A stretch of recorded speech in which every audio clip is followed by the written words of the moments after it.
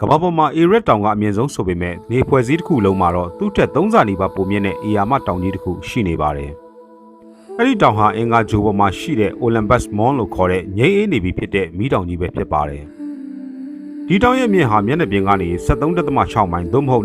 21.9 ကီလိုမီတာခန့်ရှိပြီးအာကာသဟင်းလင်းပြင်နဲ့ထိစပ်လို့နီးပါးမြင့်မားတာပါ။အောက်ခြေကျယ်ဝန်းကတော့မိုင်ပေါင်း380ကျော်ရှိပြီးဒါဟာပြင်သစ်နိုင်ငံတစ်ခုလုံးဒါမှမဟုတ်ပိုလန်နိုင်ငံတစ်ခုလုံးနီးပါးကျယ်ဝန်းတာဖြစ်ပါတယ်။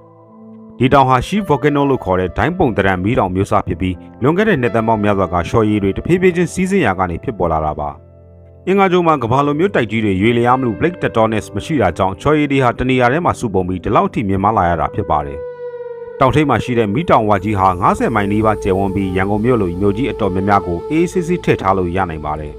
။ထူးဆန်းတာကဒီတောင်ဟာအရန်ကိုကျယ်ပြန့်လွန်းတဲ့အတွက်သင်ဟာတောင်ခြေမှာရက်နေမယ်ဆိုရင်တောင်ရဲ့အစွန်းကိုတောင်မြင်ရမှာမဟုတ်ပါဘူး။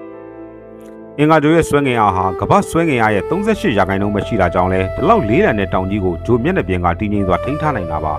။ Olympus Mons ဟာကျွန်တော်တို့နေဖွဲ့စည်းတွင်းမှာရှိတဲ့ဘူမိဗေဒဆိုင်ရာအံ့ဖွယ်အကြီးဆုံးပြရုပ်တစ်ခုပဲဖြစ်ပါတယ်။